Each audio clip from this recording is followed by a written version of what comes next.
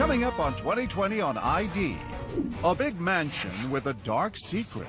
A brilliant wife and devoted mother fleeing her enraged husband, covered in blood and nearly dead. It was like out of a horror movie. But not just any husband, a West Wing power player, legal advisor to presidents. The world saw his fame. Only she saw his fury. As he was throwing my head on the floor, he said, "I'm killing you." What finally pushed him over the edge? "Don't touch this. Wash your hands. Take your shoes off." It was like a year of terror. And why did he take the fifth 94 times? I will not respond. I'm not going to respond to the question. You think you can handle it, and you know what? You can't. Live to tell.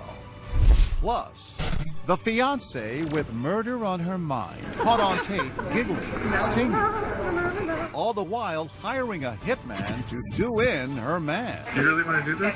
Really? And you won't believe who she turned to for help. Honey, I don't know if you can do anything. My body started to shake. Love you to death. Welcome to 2020 on ID. I'm John Quinones. Knowing when to get out of a relationship is always tricky. But for the people you're about to meet, it became a matter of life and death. First, a woman with a husband who wasn't just financially successful. He was a power player in the inner circles of Washington. But it wasn't political scandal that would be his downfall. As Amy Robach first told us in 2015, it was the horror of what was going on behind the walls of their stately mansion, a secret that would send his wife running for her life. A frozen night, a dark road, headlights, a heart-pounding pedal-to-the-metal getaway. Mary Margaret Farron and her wide-eyed little girls, a 7-year-old and a 4-month-old baby. The baby not buckled in her pajamas on the passenger seat, and my older daughter was sitting in the back seat. A BMW weaving past the mansions on Wahakme Road, New Canaan, Connecticut. They call their wealthy town the next stop to heaven, but it is far from heaven this night. I go the way I know, which is toward the town and to get toward people. And I don't pull into the first house because I'm afraid he's going to pull in right behind me. Mary Margaret on the run from a brutal assault in her bedroom. The attacker, her husband, J. Michael Farron. It was horrific. I was covered in blood. What looked like a wonderful life vanishing behind them. I looked in the rearview mirror and I saw it was black, it was dark, so I knew he wasn't behind. And then I thought, okay, where do I go? Objects in that rearview mirror are stranger than they appear. A 12-year marriage to one of the most powerful men in Washington. A life of privilege and prestige.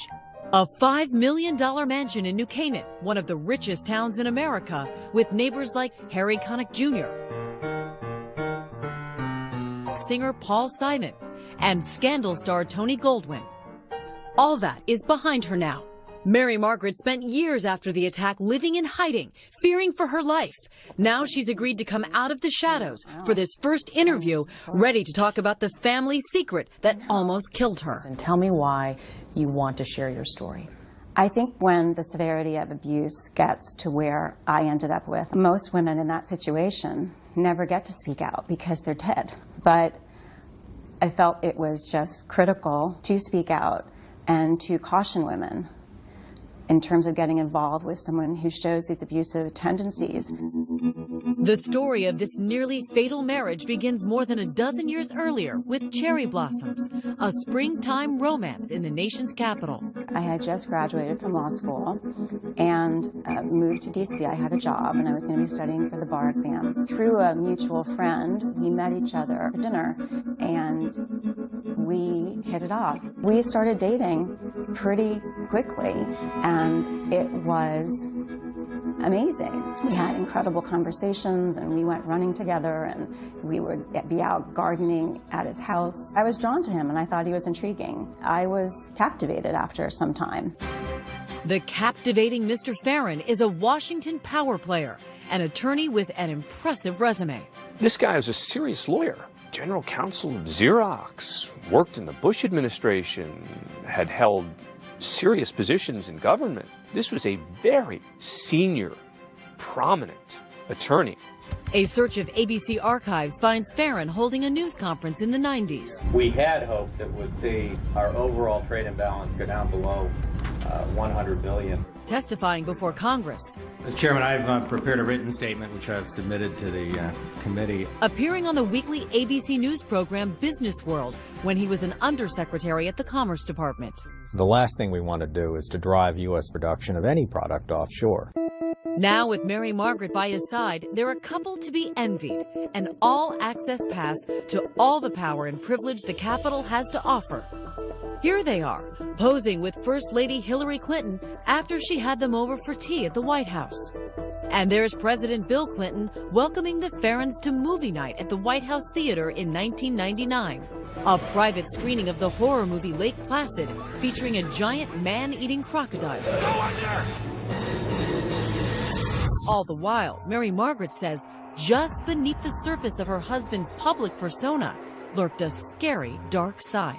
Out of the blue, he would just go into this rage, that jealousy, saying I had spoken too long to someone at a cocktail party. And I kept thinking, well, he's just insecure because of our difference in our age. He's 13 years older than I am. And things do get better, or so it seems. Things all of a sudden went really smoothly. But in hindsight, what I realized is that I had completely altered my behavior. I didn't go out with girlfriends. I made sure that I was reachable at all times. I never stood too close to anyone at a cocktail party. I made sure I was attentive to him. And so you become so well-behaved in his eyes, and things are really calm. And what was your wedding day like? It was horrible. He got very angry at me. He got very angry that I hadn't remembered to bring his mother's plane ticket. And I'm sitting on that altar thinking, what am I doing? Who am I marrying? Yeah. And I'm smiling and trying to make everything happy and turn it into a happy day. And I'm seriously sitting there thinking, run. Just run. But she doesn't. And within days, Farron's temper flares again. On the honeymoon, he found out that I had some credit card debt from buying my wedding gown and buying him a groom's present, a pair of cufflinks. And he went berserk. He was screaming in that complete enraged tone. Still, Mary Margaret tries to remain hopeful. I'm an optimist to a fault. I always think that, well, geez, I'm a problem solver. We can figure it out. We can get this done. We can work things out. And she tried. They have 2 daughters and eventually trade Washington for the big house in Connecticut, the new first family of New Canaan. He wanted to move back to Connecticut, and I thought, he's going to be happier. It's going to be a calmer. The pressure is going to be off him. Yeah, and then he'll be nice. He'll be doing what he wants. You want to have this high-pressure job. And I was so wrong. It got worse. So much worse. So much worse. It was like a year of terror. The man who once worked in the White House, a tyrant in his own house, barking orders, compulsively obsessing over every detail of his wife and daughter's life. Don't touch this. Wash your hands. Take your shoes off. Controlling, like, don't eat that way. Telling our daughter, like, don't eat your food that way. And it was exhausting. I mean, there were so many rules. Rules and constant fear. I just would say to him, I think you're going to hit me eventually. And he would say, oh, Mary Margaret would never, ever, ever hurt you. After years of agonizing, Mary Margaret makes a life-changing decision. She decides to pull the plug on her dying marriage. But with a husband like hers, she knows she's also pulling the pin on a grenade. Making sure she and the girls are out of the house, she has Farron served with divorce papers. Were you nervous about doing that? I was terrified. I was so scared. And I made sure our older daughter was at school, and I took the baby and went to another mom's house, and while he got served. Did he know it was coming? Did he have any idea? He did not know. And what was his reaction? He called me and he said, are you going to come home so we can discuss this? And I was crying on the phone, and I said, I'm scared to come home. And I said, is it safe for me to come home? And he said, yes. When we come back, Mary Margaret and the girls come home. And then you go into the master bedroom? And what happens? Stay with us.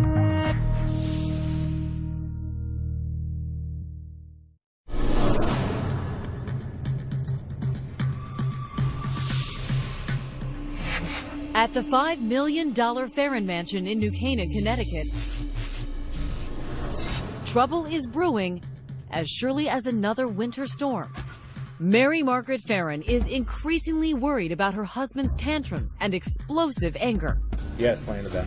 J. Michael Farron had risen to the highest levels of government, Senator, we need an effectively funded... negotiating international trade agreements at the Commerce Department, representing the president on legal matters, general counsel at Xerox. His career a brilliant success, but his marriage a miserable failure. He would always threaten to, like, I'm going to ruin your career, or I'm going to, embarrass you. And in terms of calling people I know at your firm or things, or as you're sitting there at a client dinner, which I went to very few of because it was so difficult, and your husband is robo-dialing you, and people can hear him screaming through the phone, and it's embarrassing. What did he say to therapy? No. He said, I'm proud of who I am. He said, I'm not going to go talk to somebody. I like who I am. No. What was the final straw where you said, that's it, I have to file divorce papers? Our older daughter was growing up and challenging him, but then also feeling his rage, starting to see her take the same strategies that I would to avoid triggering his rage, just broke my heart. After she has him served with divorce papers, Farron talks Mary Margaret into coming home with the girls. I did fear that he would slap me or push me or do something. You didn't think your life was going to be in danger? I thought I could manage it. But she has an escape plan. I know that when you went back home, you were strategic. You thought, just in case things don't go well, you put your keys in your car. I did. I thought he would fly into a rage, and I did not want to have the children there during that, if that happened, and I wanted to be able to leave quickly. The divorce ignites J. Michael Farron. 2 nights later, he attacks. You put the children to bed, your baby in her crib, and then you go into the master bedroom, and he's there in his pajamas? Yes. And what happens? He came at me, he put his hands out, and he put his hands around my neck, tackled me to the floor, and started slamming my head into the floor while he was strangling me. He's punching me, ripping out my hair. I mean, I felt like I was being scalped. As he was slamming my head into the floor, he said, I'm killing you. With his children just down the hall in their beds, the former deputy counsel to the President of the United States then begins clubbing his wife with a metal flashlight. And I thought, I'm dying. And then I was thinking, I've got to hold it together. I have to stay conscious so I can save the girls. I have to get help here. Mary Margaret pleads with her husband. His reaction is icy. I said, Mike, we can work this out. Please stop, we can work this out. And he said in this very cold, steady voice, you're just saying that because you're scared. And he continued to beat me with a flashlight. And at that moment, I realized this isn't going to end except when I'm dead. I mean, there was no way you could get freed. He was so goal-oriented and so purposeful. And so calm, it sounds like. Yeah, and that's what made it so chilling. And then I'm laying on the floor and falling into unconsciousness again. And he says he's going to the kitchen to get a knife, to kill himself, is what he said. And I thought, knife is probably meant for me. Then and there, Mary Margaret, nearly blinded by blood, decides to save herself and her girls. By the grace of God or angels, I just popped up and I ran to our daughter's room and I said, to the car right now, Daddy's trying to kill me. You got the baby. I got the baby, I held her like a football under my arm, and I went down the back stairs, like tripping all the way. They make it to the car. Thank God those keys were there. Thank God.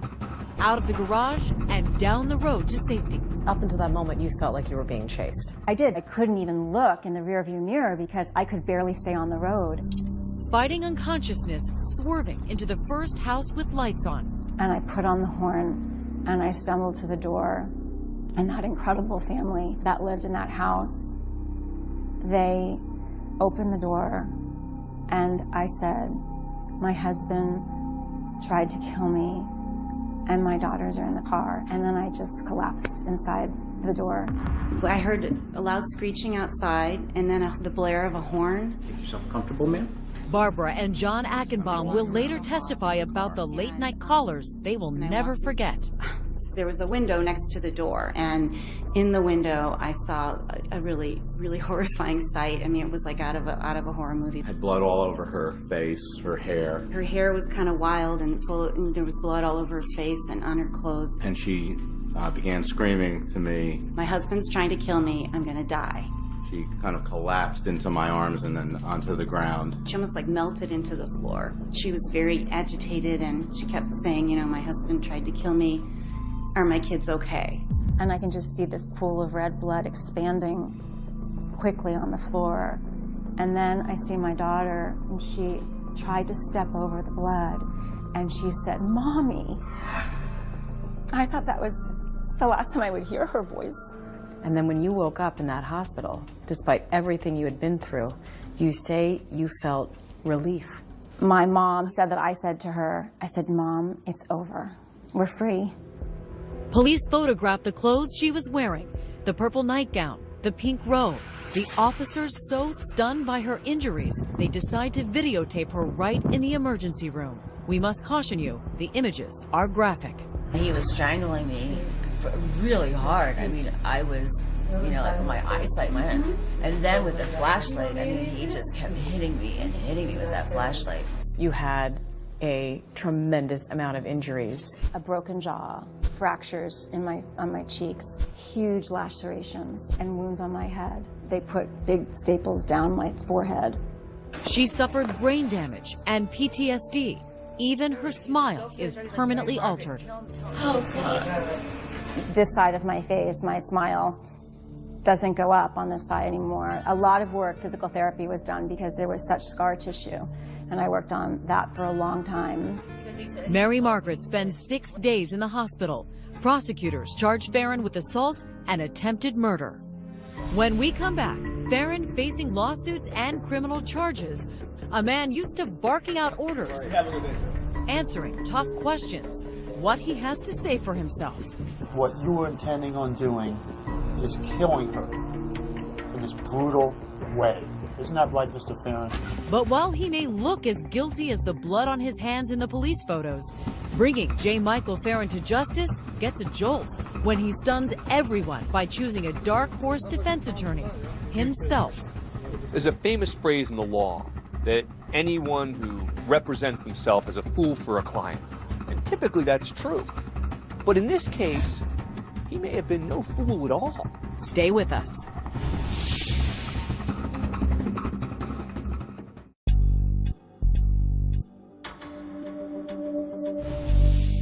The Farron Mansion in New Canaan, Connecticut stands vacant, an empty monument to a marriage and a lifestyle that seemed charmed until it all ended in violence. The family gone, the secrets out. Now to the former White House lawyer charged with trying to kill his wife, Michael Farron. Return to that former White House lawyer charged with trying to murder his wife. That high-powered lawyer is facing criminal charges of attempted murder and first-degree assault.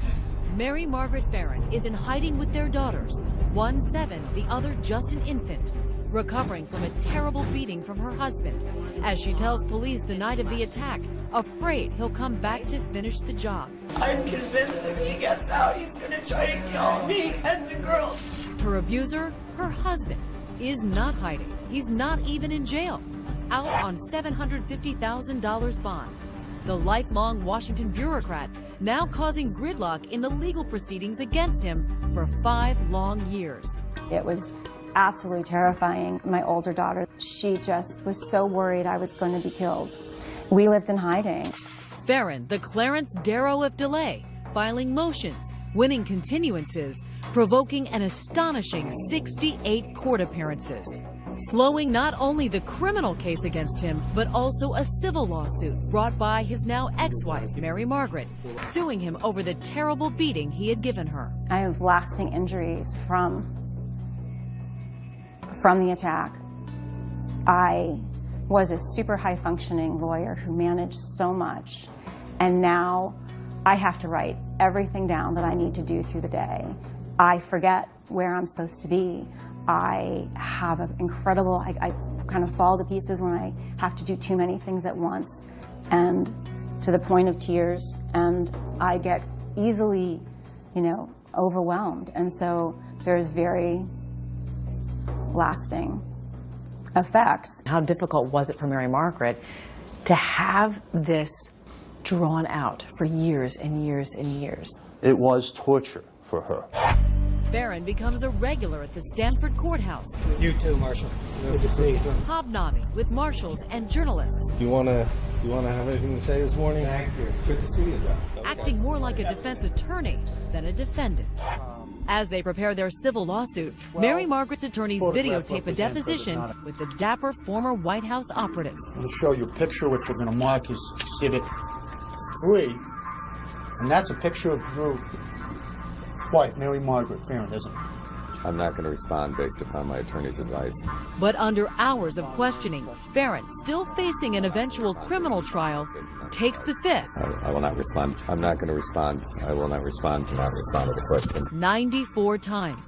What we see in that picture, that was caused by what you did to her, isn't that right? I'm not going to respond based upon my Fifth Amendment rights. Barron later fires his lawyers, deciding to defend himself, but then doesn't show up for the civil trial.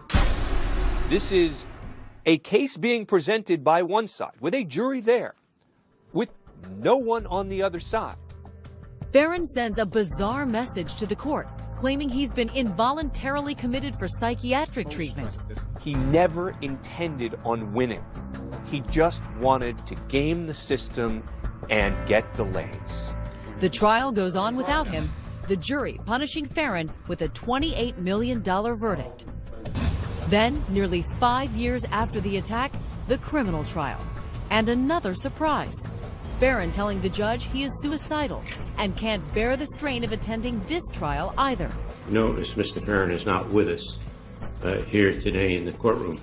And the second trial marches along with a missing defendant. Mr. Farron may be absent. Let's go. Call your first witness, please. Mary Margaret Barron. But his brave ex-wife finding the courage to revisit the worst night of her life.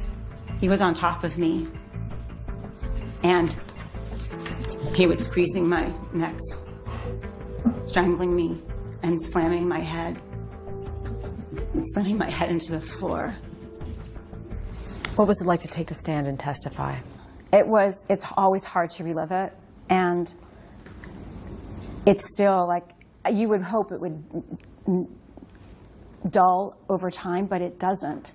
But it's also a day of empowerment in the sense of you're transferring the responsibility of this bad, what happened, this terrible thing, to him. And it is a day to speak out. Stern, I want to show you some markers dated Exhibit 37 for identification. The peak moment of excruciating drama, she peers into an evidence bag. You see the horror in her eyes.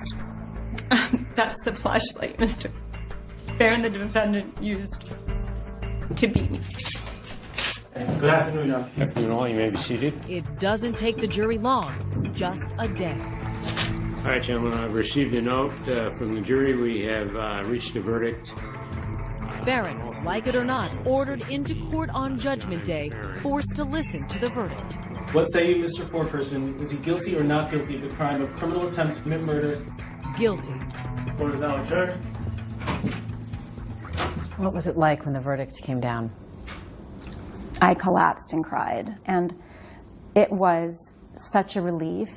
At sentencing, Judge Richard Comerford gives Farron 15 years and a tongue lashing. He is being sentenced for the horrific act that occurred here. You don't take it upon yourself to mete out justice, especially not a human being who's dedicated his professional life to the law, especially a human being who professed love for this woman and for his children. The judge orders Farron is never to see his daughters again. All right. If he serves his full sentence, he'll be nearly 80 years old when he's released. Is 15 years just punishment for what he did? No. I don't see how you put a time frame on something as atrocious and egregious. And he's never apologized for what he's done.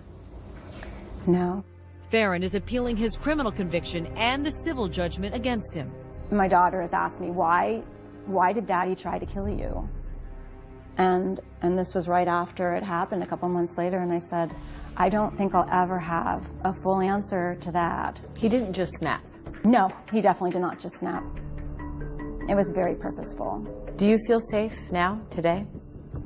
I do. Mary Margaret has a mission now, telling women don't ignore the warning signs. When you're a young woman and you meet this charismatic guy who's so charming and just adores you, but he shows that jealous rage, you know what? Think about what your life is going to be like.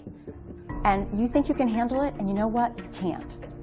If something doesn't seem right when you're with someone initially, listen to yourself.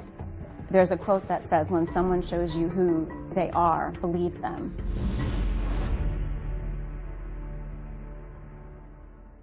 As of 2015, Michael Farron continues to appeal his criminal conviction and civil judgment. Mary Margaret Farron reports that she and her daughters are doing well, but she is still coping with the physical effects of the attack. She has begun volunteering for groups that support survivors of domestic violence. Coming up, a fiery relationship headed for trouble. When it was good, it was really good. And when it was bad, it was bad. But if she has her way, it's about to get a whole lot worse. Just do it. Walk directly in. Stay with us.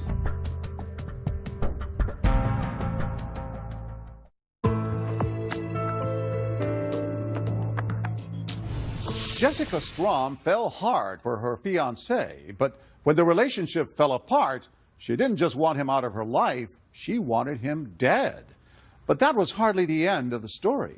As Deborah Roberts first told us in 2014, this twisted tale of two lovers gives the phrase endless love a whole new meaning. You really want to do this? Really? You sure? Yeah. Jessica Strom's planning to give her beloved fiancé John a special present. A bullet in the head. Just do it. Just walk directly in. Just close the door. Open the door. No time to respond. Don't be fooled by the flirtatious laughter. This meeting is dead serious. So I said, it. You can have a taste of some nuggets for one. She's talking about the man who's supposedly stolen her heart, John Shelfeffer, a former district attorney and now successful lawyer in the quaint town of Wausau, Wisconsin. A doting father of 3 children, John was divorced and looking for a second chance at love when he walked into this bar. She was young, vibrant, beautiful, all made up, behind the bar, and we just clicked. Nearly 20 years younger, the beautiful bartender was going through her own divorce while raising 2 children and studying, of all things, criminology. We got along so well. We were really great friends. And there was attraction, and we got along well, and we can talk for hours and have good times. Yeah. Was it chemistry? Yeah, there's definitely chemistry. We just started talking and chatting, and I remember she laughed and she said, I never give my number out, but I'm going to give it to you. Love was in the air, and within weeks, the May-December romance was flourishing. Did you see her as somebody you wanted to marry? Oh, yeah. I can remember her saying, well, you better not be leading me down the wrong path, because when I fall hard, and I'm falling for you. And that feeling was mutual. When you find that one person who, for some unexplained reason, just, that's your person. The betrayal still so raw. Scars from a relationship that ran hot and cold. When it was good, it was really good. And when it was bad, it was bad. The good times included romantic nights, even a trip to Disney World for the blended family. The bad times, the kind of stuff you see on reruns of Cops. She doesn't have an off switch. Like, she won't stop. There was some jealousy and some control issues. On whose part? On his part. But John says the problem started with Jessica's volatile temper. How abusive was she? If you can think it, she's probably done it to me. Stomping on my foot, with a high-heeled spiked shoe, punches to the face. He says her weapon of choice was a restraining order. She filed several after heated arguments. Jessica owns up to some of those vicious fights. I did stab the sofa in the house. I grabbed a knife and I said to him, I said, if you do not give me my car keys and let me leave, I'm going to slice this couch. I just did a slice and then he screamed, he threw my keys at me, and I said, thank you. And yet, despite all the drama, the relationship endured. Jessica even moved in with her kids. John, you're a lawyer. You've worked in areas of domestic abuse. Why didn't you just quit this relationship? Because I loved her. We have such a strong bond of love, as crazy as that sounds, that we would continue to stay together. You know, it was pure.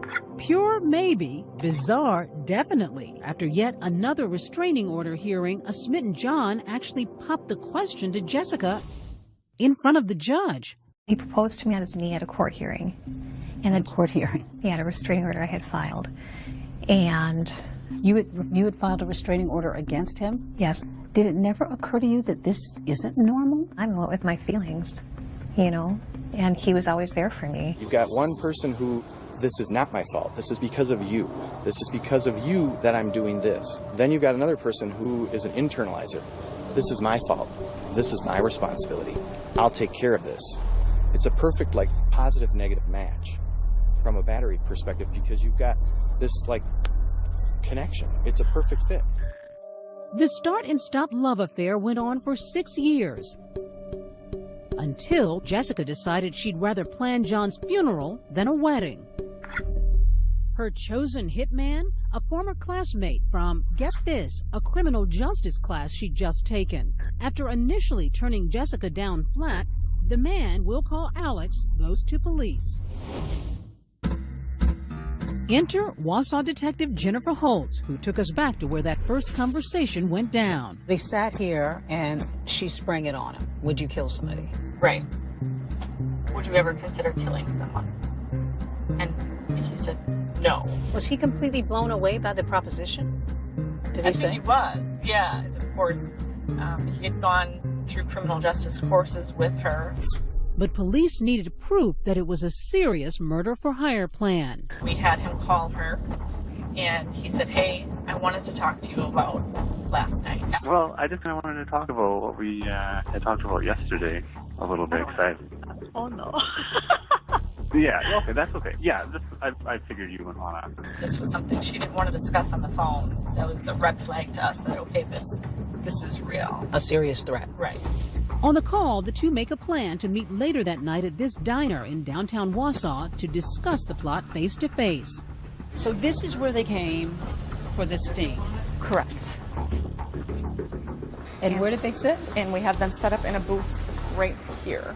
That's Detective Holtz on the video, angling the secret recording device just so, minutes before Jessica arrives. I didn't know if you wanted to order something or not. And the sting is on. So how's it going? Cold. I know. After some small talk about Wisconsin's winter weather, it's down to the murderous business at hand. Okay, well, I'm listening. I don't know if you're willing to take the amount of money that I want to do this.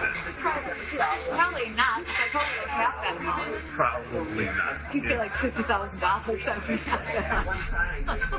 Could you do 25? No.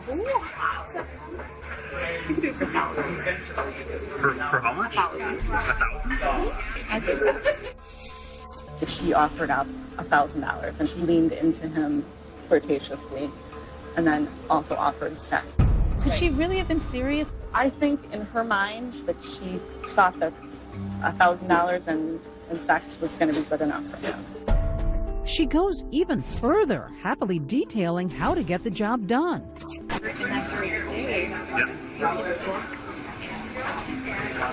Ah. Whoever you are. Oh, that's a good idea. Yeah. And then you're just like that. So I would draw you a picture.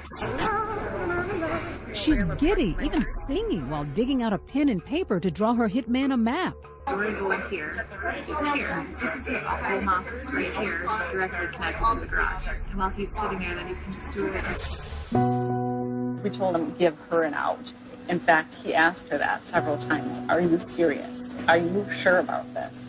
And he even asked her, you know, if you're in a bad relationship, why don't you just leave? I keep thinking, you can just walk away from this. I'm going to walk satisfied. I won't be satisfied. I won't quit. That is true love. One twisted brand of true love. When we return, Jessica has some explaining to do. You can't see anything or getting taken completely out of context. And guess who she'll turn to for help? Honey, I don't know if you can do anything. And then my body started to shake. You've got to hear this.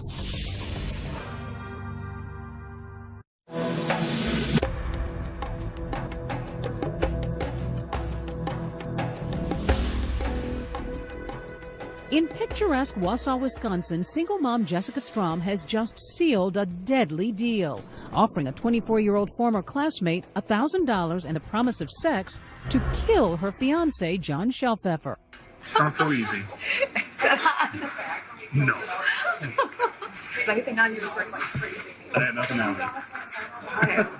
And she's thought of everything, including what she'll do after the hit job if suspicion turns to her. So when they go looking for someone who did this, they're going to be looking for you. Oh, yeah. And what are you going to say? Just... That's what... Yeah. Is she for real? When you saw the tapes, was there any doubt in your mind that this was a full-fledged plot to kill her fiancé? Absolutely not. We watched it at our office, and we were all just completely floored by the context of the conversation and her demeanor. Detective Jennifer Holtz had seen enough and confronted Jessica at her house with her kids asleep upstairs. When the police showed up at your home, what did you make of that? I was half asleep on my couch. I had no idea they were there for that at all. It's 11 p.m. I have no meat on. Thanks. Did she think she was in trouble when you showed up? Initially, I don't believe so. I don't think it occurred to her that we had taped the entire conversation between her and Alex. I've been with John for 7 years, and he's done things to me, and I'm things to him too. But it's not like we want to literally kill each other. Well, you seem like a very smart girl. Enough to realize that your entire conversation was recorded. Mm-hmm. And what you're telling is not true. And when you learned that the conversation had been recorded? Then it came back to me that, oh, okay, this makes sense why they're here. But at the same time, it wasn't real that it was happening. Jessica tells investigators she thought the meeting with Alex was about something much more mundane, murder, saying she was hoping her tech-savvy former classmate could help her sort out Wi-Fi problems. I asked him, you know, can you help me with this internet? And he's like, oh, sure. How did the idea of killing John even come into the conversation? He was frustrating me that earlier that week. But I do know that I said something like, well, you could kill him if you wanted to. But I've seen the tape, and nowhere on there do you talk about the internet. It was all talked about before, and that's what I had believed. That's why I was beating him for. So you're saying this was all a big misunderstanding? Yes. Yes. Even though you offered money to someone, gave your fiancé's schedule, drew a map of his house. Yeah, he knew it wasn't serious. Certainly, you're not joking when you begin to draw maps and make comments about how now your fingerprints are on this map. Never. I love that man, and I would not kill him. No. But yet you're asking this guy to do it. I know, it sounds so bad. What did you think about the idea that she wanted to have you killed? At first, I didn't believe it. I thought it was a joke. And then my body started to shake. After he calmed down, John watched this video of his soulmate plotting to end his life. Take 3 minutes. What do you feel when you look at that tape of yourself? I feel taken advantage of. You feel taken advantage of? I feel taken advantage of. I Even really though do. you're the one who's leading him. He actually led to the conclusion of it all. He's carrying on the conversation. I'm just kind of nonchalantly laughing and singing. But to even come up with a price, $1,000 plus sex. That's nuts. To kill the man that you love? That's nuts. That's crazy. And You know, unfortunately, I'm sitting here as a product of that. Here, meaning the Marathon County Jail, where Jessica has been collecting her thoughts since that night police came knocking. Scared and alone behind bars, she reached out to the one person she knew would answer. I called John first. He's my first call. Honey? Why are you in jail? I'm in here because I said to somebody that I wanted to kill you. I said it as a total joke. I don't know if you can do anything. I don't know that it's in my place to help you. Okay, what can you recommend that I can do, honey? I'm not getting involved. I am staying out of it. You need to call your attorney. But these days, John's had a change of heart. Next day she calls and says, you need to help me. This isn't real. You know, and 6-7 months later, I come to the conclusion that is the truth. So you don't think she intended to have you killed? No. Though John may not have believed his life was ever on the line, a judge did. It's a serious crime. Jessica accepted a plea deal for solicitation to commit first-degree intentional homicide. That will keep her in prison for at least 3.5 years. At her sentencing hearing, she blamed who else but John. I stayed doing what I was always doing, trying to please John. John physically abused me. I'm afraid he will not leave me alone. Do you wish you hadn't planned John's I didn't murder? plan. I did not plan it at all. Never. I shouldn't have said those things. But after all the sex, lies, and that videotape, after all the 1,000 reasons why this affair should have ended long ago, the two ill-fated lovers still feel that spark. Do you still love John? Very much. Very, very much, with my whole heart. I do love Jessica to this day. Still? To this day. In spite of everything? Because I attribute her negative behaviors to mental illness. Do you still want to be with her in the future? I would say, yeah. And believe it or not, Jessica's also leaving that door open. And when you leave prison, will that relationship ever resume again? Probably not. Probably not. Yeah. Oh, that crazy thing called love. If you love someone in your heart, you know, how can you make those feelings go away? As of 2015, Jessica Strom is still serving her sentence.